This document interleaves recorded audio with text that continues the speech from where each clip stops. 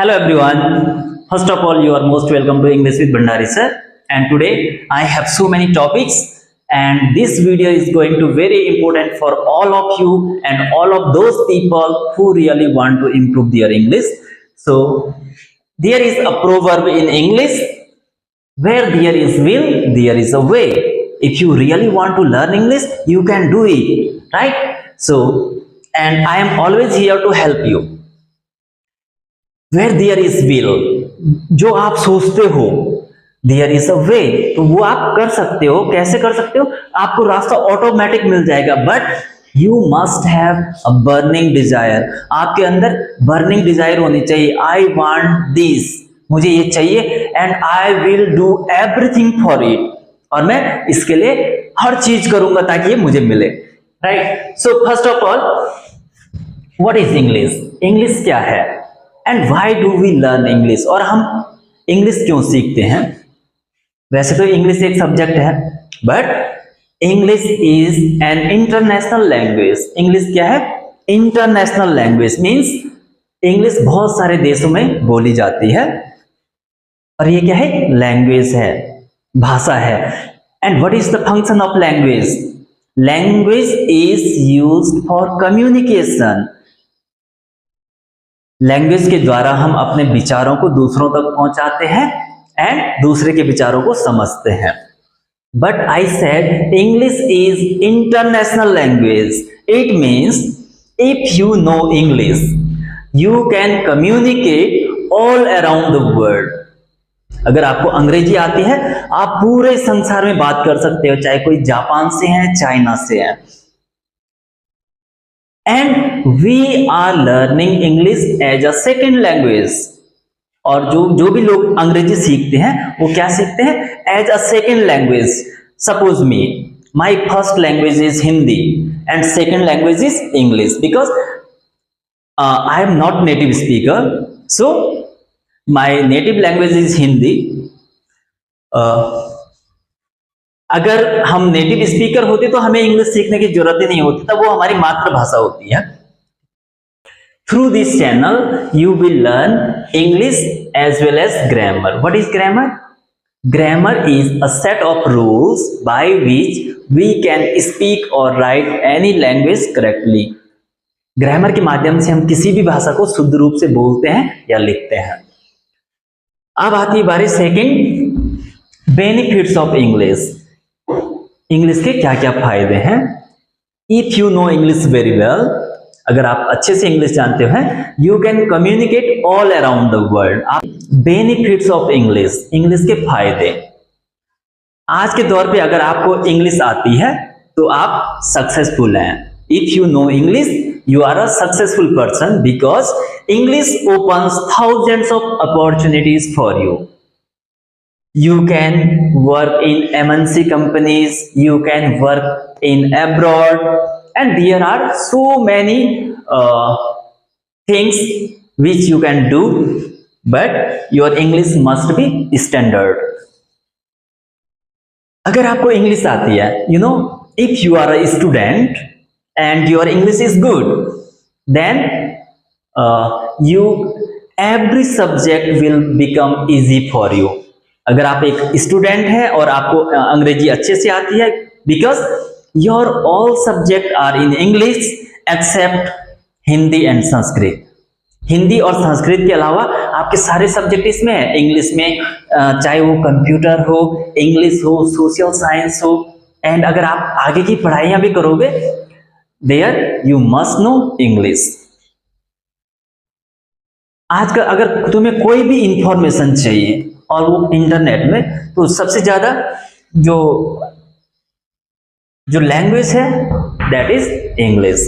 So there are so many opportunities. You can make friends from other countries, and if you know English very well, then for you whole world will become like a village. अगर आप अंग्रेजी जानते हैं तो आपके लिए पूरा संसार एक गांव के समान हो जाएगा.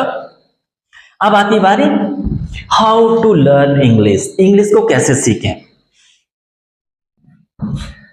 So many people are confused about English, because everyone wants to learn English very quickly. but it is not possible because nothing happens overnight. एक रात में कुछ भी नहीं होता है.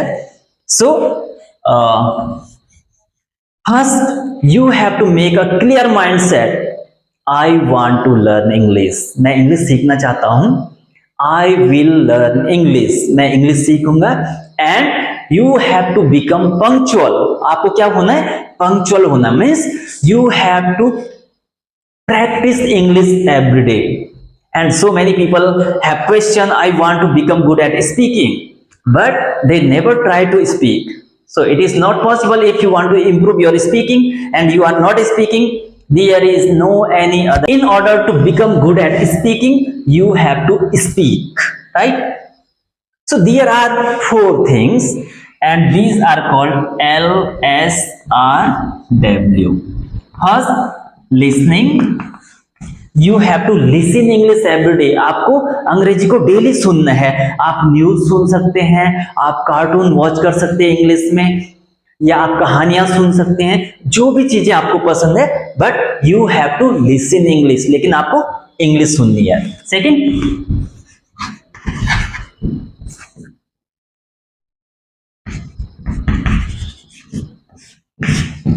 You have to speak English.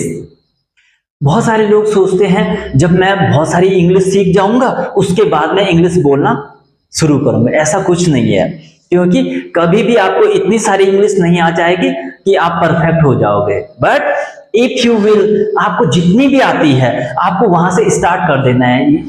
Suppose you know a few sentences, आपको कुछ ही सेंटेंस पता है, जैसे how are you, what are you doing, तो आपको अपने दोस्तों के साथ इंग्लिश में बात करना है. एंड आपको नए नए दोस्त बनाने हैं. You can chat with them in English. आप उनके साथ इंग्लिश में चैट कर सकते हैं. And you can talk to them in English. आप उनसे बात कर सकते हैं. और you can make a small group of people और स्टूडेंट. आप एक छोटा सा ग्रुप बना सकते हैं. And there you have to discuss whatever it is happening in your life. जो भी आपकी जिंदगी में चल रहे हैं, आपको बस एक दूसरे से बोलना है कि we will talk in English. हम इंग्लिश में बोलेंगे. Reading is very common and I think everyone do reading, right? But there is a way of reading. How to read? So you don't read too much. आपको ज्यादा नहीं पढ़ना है, but read a few pages. आपको कुछ pages पढ़ने हैं, 1 page या 2 पेज या 3 page, but you have to read them many time. लेकिन आपको बहुत बार पढ़ने हैं. ठीक है? Because repetition is the key to master. अगर आप किसी भी चीज को बार बार रिपीट करते हैं तो आप उसमें मास्टर बन जाते हैं.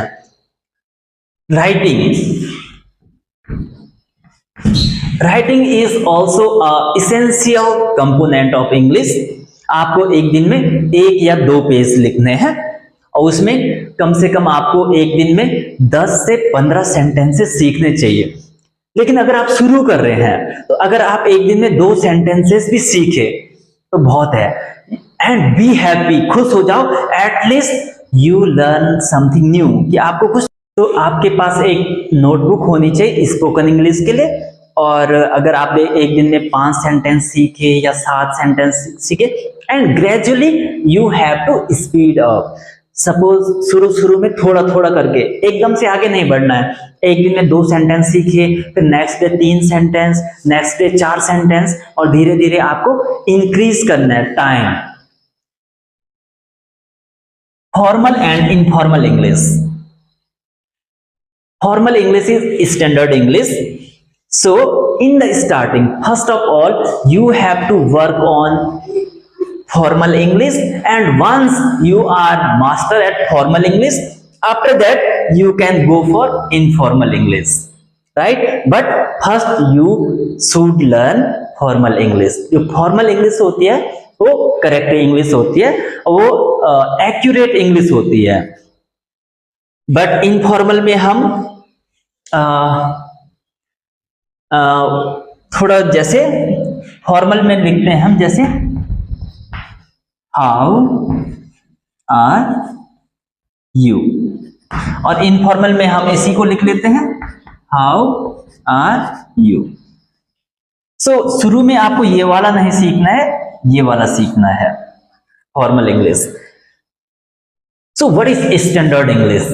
स्टैंडर्ड इंग्लिश वो इंग्लिश है, अगर आप स्टैंडर्ड इंग्लिश बोलते हो तो it means you will be understood everywhere. आपको लोग कहीं भी सुनेंगे तो आपको समझ सकते हैं। But suppose I am Indian and if Indian people are able to understand me, but American people are not able to understand me, Japanese people are not able to understand me, it means I don't have standard English, right? So आप लोगों को समझ में आया आज का video क्या था, इंग्लिश क्या है, इंग्लिश के क्या क्या बेनिफिट है, कौन कौन से तरीके हैं जिनसे हम इंग्लिश, फॉर्मल इंग्लिश क्या है, इनफॉर्मल इंग्लिश क्या है और स्टैंडर्ड इंग्लिश क्या है। तो आपको प्रत्येक दिन थोड़ा बहुत लिसनिंग भी करनी है, स्पीकिंग भी करनी है, रीडिंग भी करनी है, राइटिंग भी करनी है। तो राइटिंग के लिए आपके पास एक अच्छी सी नोटबुक होनी चाहिए और प्रत्येक दिन आपको उसमें 5 से 7 सेंटेंस या 10 सेंटेंस राइट डाउन करने हैं। एंड जैसे राइट डाउन कर दे उसके बाद you have to read them many time. और जब आप अपने दोस्तों के साथ मिलोगे that time you have to use those sentences. जब आप अपने दोस्तों से मिलोगे तब आपने जो अपनी नोटबुक में लिखा था उसको अपने दोस्तों के साथ प्रैक्टिस करनी है। That's all for today and keep watching my every video and keep supporting me and सारे दोस्तों के साथ इस YouTube चैनल को शेयर करना ताकि आपकी वजह से भी कोई दूसरा इंसान सीख सके। Have a good day.